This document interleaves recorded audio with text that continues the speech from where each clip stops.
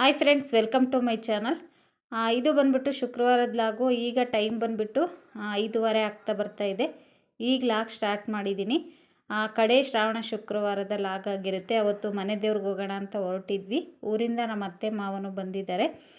ಎಲ್ರದ್ದು ಸ್ನಾನ ಆಯಿತು, ಎಲ್ಲರೂ ರೆಡಿಯಾಗಿದ್ದೀವಿ. ಮಕ್ಕಳನ್ನ ಸ್ನಾನ ಮಾಡಿಸಿದ್ದಾಯಿತು, ರೆಡಿ ಆಗ್ತಾ ಇದ್ದಾರೆ. ನೋಡಿ, ಪೂಜೆನೂ ಅಷ್ಟೇ ಕಂಪ್ಲೀಟಾಗಿ ಪೂಜೆ ಎಲ್ಲ ಮುಗಿದಿದೆ. ಬೆಳಗ್ಗೆ 3 ಗಂಟೆಗೇ ಎದ್ದಿದ್ವಿ. ಎದ್ದು ಎಲ್ಲ ಕಸ ಹೊಡೆದೆಲ್ಲ ನೆಲ ಎಲ್ಲ ಒರೆಸಿ ಮನೆ ಪೂರ್ತಿಯಾಗಿ ಕ್ಲೀನ್ ಮಾಡಿಕೊಂಡು ಪೂಜೆ ಸಾಮಾನೆಲ್ಲ ಹಿಂದಿನ ದಿನವೇ ತೊಳೆದಿಟ್ಟಿದ್ದೆ ಗುರುವಾರ. ಈಗ ಶುಕ್ರವಾರ ಕಳಸ ಎಲ್ಲ ಹೂಡಿ ಕಂಪ್ಲೀಟಾಗಿ ಪೂಜೆ ಎಲ್ಲ ಮುಗಿಸಿದ್ದಾಯಿತು. ಇನ್ನು ನಮ್ಮದು ಅತ್ತೆ ಮಾವ ನಮ್ಮ ಯಜಮಾನ್ರದ್ದೆಲ್ಲರೂ ಕಾಫಿ ಎಲ್ಲ ಕುಡಿದ್ವಿ. ಇನ್ನು ಮಕ್ಕಳಿಗೆ ಹಾಲು ಕೊಡಬೇಕು. ಅವರು ಈಗ ಫ್ರೆಶ್ ಆದ್ರಲ್ವ, ಅವ್ರಿಗೆ ಸ್ವಲ್ಪ ಹಾಲು ಕೊಟ್ಬಿಟ್ಟು ಟೀ ಕಾಫಿ ಕುಡ್ದಿರೋ ಅಂಥ ಲೋಟಗಳೆಲ್ಲ ಇದೆ, ಅದನ್ನು ಸ್ವಲ್ಪ ತೊಳೆದ್ಬಿಟ್ರೆ ಕಂಪ್ಲೀಟಾಗಿ ರೆಡಿ ಆಗುತ್ತೆ. ಅಮ್ಮ ತಗೊಳ್ಳೆ, ಚೈನ್ ಹಾಕೋ ಋಷಿ. ತಗೋ ಚೈನ್ ಹಾಕೋ, ತಗೋ ಕಾಲು ಚೈನ್.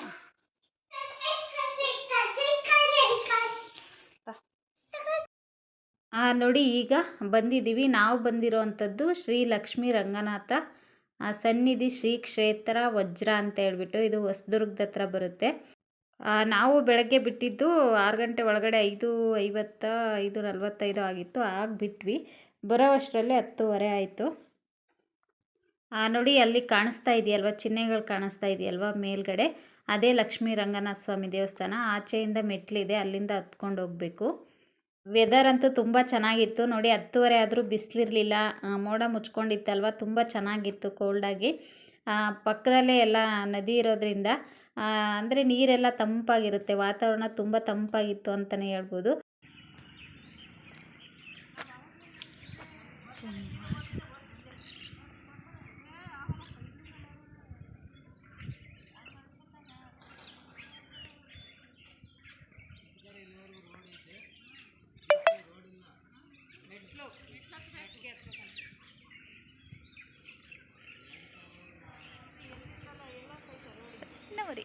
ಬೇಕು ಯಾರು ಇಲ್ಲ.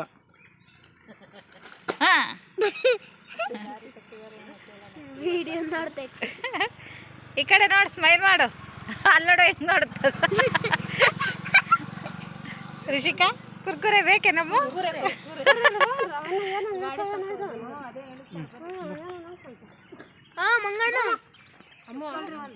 ಹಂಗೆ ಅನ್ಬಾರ್ದು ಚಿನಿ, ಮಂಗಣ್ಣ ಅನ್ಬಾರ್ದಪ್ಪ, ಜಾಜಿ ಅದು. ನಾವೊಬ್ಬರೇ ಬಂದಿಲ್ಲ, ಅಂದರೆ ಫುಲ್ ಫ್ಯಾಮಿಲಿ ಬಂದಿದೆ. ಅಣ್ಣ ತಮ್ಮಂದರು ಅಷ್ಟಳು ಬಂದಿರೋ ಅಂಥದ್ದು. ಹಾಗಾಗಿ ಖುಷಿ ಇತ್ತು ಅಂತಲೇ ಹೇಳ್ಬೋದು. 6 ಫ್ಯಾಮಿಲಿ ಬಂದಿದ್ದು. ಅಂದರೆ ಫ್ಯಾಮಿಲೀಲಿ ನಾವು ಮತ್ತು 3 ನಮ್ಮ ಅಪ್ಪಾಜಿ ಅಣ್ಣ ತಮ್ಮಂದರು ಇದ್ದಾರಲ್ಲ, ಅವರೆಲ್ಲ ಫುಲ್ಲು ಫ್ಯಾಮಿಲಿ ಬಂದಿದ್ದರು. ಇನ್ನು ಮಿಕ್ಕಿರೋ ಅಂಥವ್ರು ಮನೆಗೆ ಇಬ್ಬಿಬ್ಬರು 3 ಬಂದಿದ್ದರು. ತುಂಬಾ ಖುಷಿ ಇತ್ತು ಅಂತಲೇ ಹೇಳ್ಬೋದು. ನೋಡಿ, ಇದ್ರ ಪಕ್ಕದಲ್ಲೇ ನಾವು ಅಡುಗೆನ ಮಾಡ್ತಾ ಇರೋವಂಥದ್ದು. ಇಲ್ಲಿ ಅಡುಗೆ ಮಾಡಿ ತಿನ್ನೋದು ಎಷ್ಟು ಖುಷಿ ಕೊಡುತ್ತಲ್ವ. ವಾತಾವರಣ ಎಷ್ಟು ಚೆನ್ನಾಗಿದೆ, ಅದರಲ್ಲೂ ಫ್ಯಾಮಿಲಿ ಜೊತೆ ಟೈಮ್ ಸ್ಪೆಂಡ್ ಮಾಡೋದಕ್ಕಂತೂ ಮಾಡಿಸ್ದಂಗಿದೆ ಅಂತಲೇ ಹೇಳ್ಬೋದು. ಇದನ್ನು ಹಾಗೆ ಹಾಕೋಣ ಅಂದರೆ ದೇವಸ್ಥಾನದಲ್ಲಿ ದೇವ್ರದ್ದು ಸಾಂಗ್ ಹಾಕಿದ್ರಲ್ವ, ಹಾಗಾಗಿ ಕಾಪಿರೈಟ್ ಬರುತ್ತೆ ಅನ್ನೋ ರೀಸನ್ಗೆ ನಾನು ಮ್ಯೂಟ್ ಮಾಡಿದ್ದೀನಿ. ತುಂಬಾ ಚೆನ್ನಾಗಿತ್ತು. ಅಕ್ಕಿಗಳ ಚಿಲಿಪಿಲಿ ಕಲರವ ಕೇಳಿಸ್ತಾ ಇತ್ತು. 10:30 ಆದ್ರೂ ಒಂಥರ ಏನೋ ಒಂಥರ ಖುಷಿ ಕೊಡ್ತು. ಹೋದ ತಕ್ಷಣ ಎಲ್ಲ ಸ್ಟವ್ ಎಲ್ಲ ತೊಳೆದ್ಬಿಟ್ಟು ಎಲ್ಲ ಪೂಜೆನ ಮಾಡಿದ್ವಿ. 5 ಜನ ಮುತ್ತೈದೆಯರು, ಅಂದರೆ ದೇವ್ರಿಗೆ ಎಡೆ ಮಾಡಬೇಕು ಅಂಥೇಳಿ ಪೂರ್ತಿಯಾಗಿ ಇಲ್ಲೇ ಅಡುಗೆ ಮಾಡಿದ್ವಿ. ಪಾಯಸ, ಅನ್ನ, ಸಾಂಬಾರು, ಪಲ್ಯ, ಹಪ್ಪಳ, ಸಂಡಿಗೆ ಎಲ್ಲನೂ ಮಾಡಿದ್ವಿ. ಹಾಗಾಗಿ ಎಲ್ಲರೂ ನನಗೆ ಫಸ್ಟು ಬಂದ ತಕ್ಷಣ ಎಲ್ಲರೂ ಸ್ಟವ್ ಪೂಜೆ ಮಾಡಿಬಿಟ್ಟು ಫಸ್ಟು ಕಾಫಿ ಮಾಡ್ಕೊಂಡು ಕುಡಿದ್ವಿ. ಅಂದರೆ ವೆದರ್ ಹಂಗಿತ್ತಲ್ವ, ಸ್ವಲ್ಪ ಕಾಫಿ ಕುಡಿದ್ರೆ ಮೈಂಡ್ ಫ್ರೆಶ್ ಆಗುತ್ತೆ. ಎಲ್ಲರೂ ಜರ್ನಿ ಮಾಡ್ಕೊಂಬಂದಿದ್ರಲ್ವ, ಹಾಗಾಗಿ ಸ್ವಲ್ಪ ಕಾಫಿ ಮಾಡ್ಕೊಂಡು ಕುಡಿದು ಹಿಂದೆನೇ ಪಲ್ಯ, ಅನ್ನ, ಸಾಂಬಾರು ಎಲ್ಲನೂ ಮಾಡಿದ್ವಿ. ನಮ್ಮ ಅತ್ತೆ ಮಾಡ್ತಾಯಿದ್ದಾರೆ, ಅಂದರೆ ನಮ್ಮ ಅಪ್ಪಾಜಿ ಇದ್ದಾರಲ್ವ, ಅವರ ತಮ್ಮನ ಮಿಸ್ಸಸ್ಸು, ಅವರೇ ಅಡುಗೆ ಎಲ್ಲ ಮಾಡಿದ್ದು. ನಾವು ಸ್ವಲ್ಪ ಅವ್ರ ಜೊತೆಗೆಲ್ಲನೂ ಎಲ್ಪ್ ಮಾಡಿದ್ವಿ. ಅಂದರೆ ತರಕಾರಿ ಹೆಚ್ಕೊಡೋದು, ಸೊಪ್ಪು ಸೋಸೋರು, ಅಂದರೆ ಒಬ್ಬೊಬ್ಬರು ಒಂದೊಂದು ಕೆಲಸನ ಎಲ್ಲರೂ ಕೆಲಸ ವಹಿಸ್ಕೊಂಡು ಪ್ರತಿಯೊಬ್ಬರು ಎಲ್ಲ ಚೆನ್ನಾಗಿ ಮಾಡಿದ್ರು. ಮತ್ತು ಟಮಟ ಗಂಗಮ್ಮನ ಮಾಡಬೇಕಲ್ವ, ಅದಕ್ಕೆ 101 ಎಡೆ ಹಾಕಬೇಕು ಅಂತೇಳಿದರು. ಅಂದರೆ ವೈಟು ಮತ್ತು ಶಿಗ್ನಿ ಟಮಟ ಬರುತ್ತಲ್ವ ಎಳ್ಳಿಂದು, ಅದನ್ನು. ಹಾಗಾಗಿ ಅದನ್ನು ಬೆಲ್ಲ ಎಲ್ಲ ಕುಟ್ಬಿಟ್ಟು ಅಲ್ಲೇ ಒಂದು 101 ಅದು ವೈಟ್ ಕಲರ್ದು ಮತ್ತು ಬ್ಲ್ಯಾಕ್ ಕಲರ್ದು 2 ಟಮಟನೂ 101 ಮಾಡಿದ್ರು. ಮತ್ತು ಎಕ್ಸ್ಟ್ರಾ ನಾಗರನ್ನು ಮಾಡಿದ್ರು, ಅದಕ್ಕೆ ಸಹ ಎಕ್ಸ್ಟ್ರಾನು ಅದಕ್ಕೂ ಸ್ವಲ್ಪ ಮಾಡಿಟ್ರು. ಮತ್ತು ಅಡುಗೆ ಮಾಡೋ ಅಂಥವ್ರು ಅಡುಗೆನೂ ಮಾಡ್ತಾಯಿದ್ರು. ಅಷ್ಟರಲ್ಲಿ ದೇವ್ರನ್ನ ಹೊತ್ಕೊಂಡು ಬಂದ್ರಲ್ಲ, ನಾವೆಲ್ಲ ಕಾರಲ್ಲಿ ಟೆಂಪೋದಲ್ಲೆಲ್ಲ ಬೈಕಲ್ಲೇ ಬರೋರು ಅಂತಾರೆ ಎಲ್ಲರೂ ಹಂಗೆ ಬಂದ್ವಲ್ಲ. ದೇವ್ರು ಹೊತ್ಕೊಂಡು ವ್ಯಾನಲ್ಲಿ ಬರೋಕ್ಕಾಗೋದಿಲ್ವಲ್ಲ, ಹಾಗಾಗಿ ಅವ್ರು ನಡ್ಕೊಂಡು ಈಗ ತಾನೇ ಬಂದು ಪೂಜೆ ಸಾಮಾನೆಲ್ಲ ಬೆಳಗ್ತಾ ಇದ್ದಾರೆ. ಇಲ್ಲ ಅಲ್ಲೋಗಿ ಮುಂದೆ ಇಲ್ಲ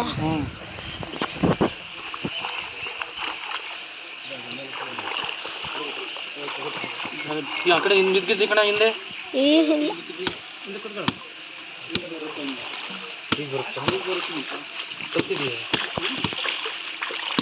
ಈಗ ಓದು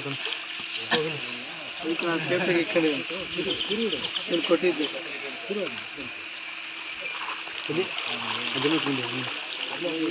ಪಪ್ಪ ಫೋನು ಅಶೋಕ್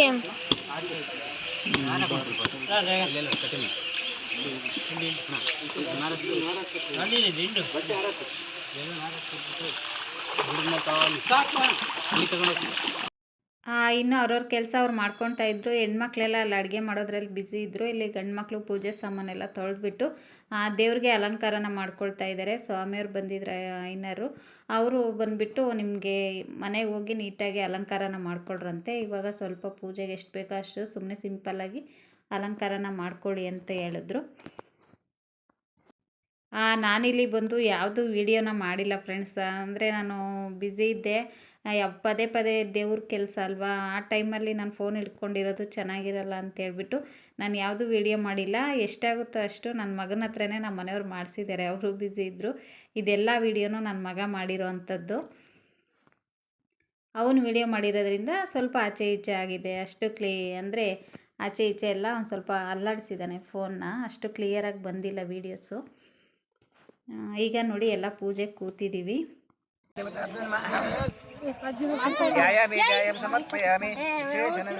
ನವಗ್ರಹ ತಂದಿದ್ರಲ್ವಾ, ಅದನ್ನೆಲ್ಲ ಒಂದ್ ಕಡೆ ಕಿತ್ಕೊಳ್ರಿ. ನವಗ್ರಹ ಈ ಟವಲ್ಲು, ಪಂಚೆ, ನವಗ್ರಹ ಕಾಡು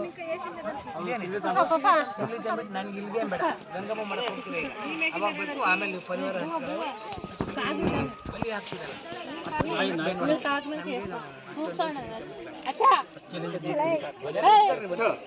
ಒಂದ್ ಕಡೆ ಕಿತ್ಕೊಳ್ರಿ. ನವಗ್ರಹ ಸಾಮಾನು, ಆ ಪಂಚೆ, ಕಾಯಿ, ಇದು ನವಗ್ರಹಕ್ಕೆ ಏನು ಪರಿವಾರ ಮಾಡಿದ್ರೆ ಅದು ಎಲ್ಲ ಇರಲಿ. ಅಲ್ಲಿ ಗಂಗಮ್ಮಂಗೆ ಬೇರೆ ಮಾಡಬೇಕು.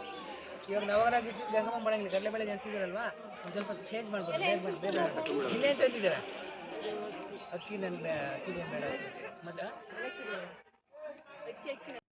ಇನ್ನು ವರ್ಷಕ್ಕೊಂದ್ಸರಿ ಮನೆ ದೇವ್ರಿಗೆ ಮಡ್ಲಕ್ಕಿನ ಕೊಡೋವಂಥದ್ದು ತುಂಬ ಅಂದರೆ ತುಂಬಾ ಇಂಪಾರ್ಟೆಂಟ್ ಅಂತ ಹೇಳ್ತೀನಿ. ನಾವು ಯಾವುದೇ ಇಷ್ಟ ದೇವತೆ ಇರ್ಬೋದು, ಯಾವ ದೇವ್ರನ್ನ ನಾವು ಎಷ್ಟೇ ಪೂಜೆ ಮಾಡಿದ್ರು, ಮನೆ ದೇವ್ರನ್ನ ಪೂಜೆ ಮಾಡ್ದೇ ಯಾವ ದೇವ್ರನ್ನ ಪೂಜೆ ಮಾಡಿದ್ರು ಪ್ರತಿಫಲ ಸಿಗೋದಿಲ್ಲ. ಹಾಗಾಗಿ ವರ್ಷಕ್ಕೊಂದ್ಸಲ ಆದರೂ ಸಾಧ್ಯವಾದಷ್ಟು, ಅಂದರೆ ನಮಗೆ ಯಾವಾಗಲೂ ಹೋಗೋಕ್ಕಾಗಲ್ಲ ಅಂದರೆ ಅಟ್ಲೀಸ್ಟ್ ವರ್ಷಕ್ಕೊಂದ್ಸಲನಾದರೂ ಹೋಗಿ ಮನೆ ದೇವ್ರಿಗೆ ಅರಿಶಿನ ಕುಂಕುಮ ಮಡ್ಲಕ್ಕಿನ ಕೊಟ್ಟು ಬಂದರೆ ತುಂಬ ಅಂದರೆ ತುಂಬಾ ಒಳ್ಳೆಯದಾಗುತ್ತೆ. ಇದು ನನ್ನ ಎಕ್ಸ್ಪೀರಿಯೆನ್ಸು, ನಾನು ಮಾಡಿರೋ ಅಂಥದ್ದು ಹೇಳ್ತಾ ಇದ್ದೀನಿ ನಿಮಗೆ. ನಾನು ಅಷ್ಟೇ, ಎಷ್ಟೇ ಬ್ಯುಸಿ ಇದ್ದರೂ ಶ್ರಾವಣ ಮಾಸದಲ್ಲಿ ವರ್ಷಕ್ಕೊಂದ್ಸರಿ ಹೋಗಿ ಮನೆ ದೇವ್ರಿಗೆ ಮಡ್ಲಕ್ಕಿನ ಕೊಟ್ಬಿಟ್ಟು ಬರ್ತೀನಿ. ಇನ್ನು ಇವತ್ತಿನ ದಿನ ಹೇಳೋದಾದರೆ ತುಂಬ ಅಂದರೆ ತುಂಬಾ ಚೆನ್ನಾಗಿತ್ತು. ಪೂಜೆ ಎಲ್ಲ ಆಗೋಷ್ಟರಲ್ಲಿ ಲೇಟ್ ಆಯಿತು. ಅವತ್ತು ನಾವು ಅಲ್ಲೇ ಉಳ್ಕೊಂಡ್ವಿ. ಮತ್ತು ನೆಕ್ಸ್ಟ್ ಡೇ ಮತ್ತೆ ದೇವರಿಗೆ ಮಡ್ಲಕ್ಕಿ ಕೊಟ್ಟು ಪೂಜೆನ ಮುಗಿಸ್ಕೊಂಡು ಬಂದಿದ್ದು. ಇನ್ನು ಆವತ್ತಿನ ದಿನ ತುಂಬಾ ಚೆನ್ನಾಗಿತ್ತು ಅಂತಲೇ ಹೇಳ್ಬೋದು. ಇದೇ ನಮ್ಮ ಮನೆ ದೇವರು ಗಂಗಮ್ಮ. ಇನ್ನು ಪೂಜೆ ಎಲ್ಲ ಮುಗಿದ ನಂತರ ಮತ್ತೆ ಮಂಕಿಗಳಿಗೆಲ್ಲ ಎಡೆನ ಹಾಕಿದ್ವಿ. ಮತ್ತು 101 ಎಡೆ ಸಪ್ರೇಟು ಹಾಕಿ ಮತ್ತು ಗಂಗಮ್ಮನ ಪೂಜೆ ಮಾಡಿಕೊಂಡು ಮತ್ತು ಎಲ್ಲರೂ 3 ಕೂಡ ಸ್ವಾಮಿಗಳ ಹತ್ರ ತಲೆಗೆ ನೀರು ಹಾಕಿಸ್ಕೊಂಡು ಅದೇ ಒದ್ದೆ ಬಟ್ಟೆಯಲ್ಲೇ ಎಲ್ಲರೂ ಗಂಗಮ್ಮನ ಮಾಡಿದ್ವಿ. ತುಂಬಾ ಚೆನ್ನಾಗೋಯ್ತು. ಮತ್ತು ಲಾಸ್ಟಲ್ಲಿ ಊಟ ಎಲ್ಲ ಮುಗಿಯೋಷ್ಟರಲ್ಲಿ ಲೇಟಾಗೋಯಿತು. ಅಷ್ಟರಲ್ಲಿ ನನಗೆ ತುಂಬ ಅಂದರೆ ಒದ್ದೆ ಬಟ್ಟೆಯಲ್ಲೇ ತಲೆ ಮುಳುಗಿ ಹಾಗೇ ಇದ್ನಲ್ವ, ಬಟ್ಟೆ ಚೇಂಜ್ ಮಾಡ್ಕೊಳ್ಳಿಲ್ಲ. ಹಾಗಾಗಿ ತುಂಬ ತಲೆನೋವು ಬಂದಿತ್ತು, ಬಿಸಿಲು ಬೇರೆ ಇರಲಿಲ್ಲ. ಹಾಗಾಗಿ ತುಂಬ ಅಂದರೆ ತುಂಬಾ ತಲೆನೋವು ಬಂದಿತ್ತು. ಮತ್ತು ನಾನು ಯಾವುದೂ ವೀಡಿಯೋ ಮಾಡೋದಕ್ಕೆ ಹೋಗಲಿಲ್ಲ. ಇಷ್ಟೇ ಇವತ್ತಿನ ವೀಡಿಯೋ. ಹಾಗಾಗಿ ಈ ವಿಡಿಯೋನ ಇಲ್ಲಿಗೆ ಎಂಡ್ ಮಾಡ್ತಾಯಿದ್ದೀನಿ ಫ್ರೆಂಡ್ಸ್. ಮತ್ತೆ ಸಿಗ್ತೀನಿ ನೆಕ್ಸ್ಟ್ ವೀಡಿಯೋದಲ್ಲಿ. ಈ ವಿಡಿಯೋ ಏನಾದರೂ ನಿಮ್ಗೆ ಇಷ್ಟ ಆಗಿದ್ದರೆ ಪ್ಲೀಸ್ ಲೈಕ್ ಮಾಡಿ, ಕಮೆಂಟ್ ಮಾಡಿ, ಹಾಗೆ ಶೇರ್ ಮಾಡಿ. ಇನ್ನೂ ಯಾರೆಲ್ಲ ನನ್ನ ಚಾನಲ್ನ ಸಬ್ಸ್ಕ್ರೈಬ್ ಮಾಡ್ಕೊಳ್ದೆ ನೋಡ್ತಾ ಇದ್ದೀರಾ, ಪ್ಲೀಸ್ ಸಬ್ಸ್ಕ್ರೈಬ್ ಮಾಡ್ಕೊಂಡು ನೋಡಿ ಫ್ರೆಂಡ್ಸ್, ಹಾಗೆ ಸಪೋರ್ಟ್ ಮಾಡಿ. ಈ ವಿಡಿಯೋನ ಇಲ್ಲಿಗೆ ಎಂಡ್ ಮಾಡ್ತಾಯಿದ್ದೀನಿ. ಮತ್ತೆ ಸಿಗ್ತೀನಿ ನೆಕ್ಸ್ಟ್ ವಿಡಿಯೋದಲ್ಲಿ. ಅಲ್ಲಿ ತನಕ ವಿಡಿಯೋ ನೋಡಿದ ನಿಮ್ಮೆಲ್ಲರಿಗೂ ಧನ್ಯವಾದಗಳು.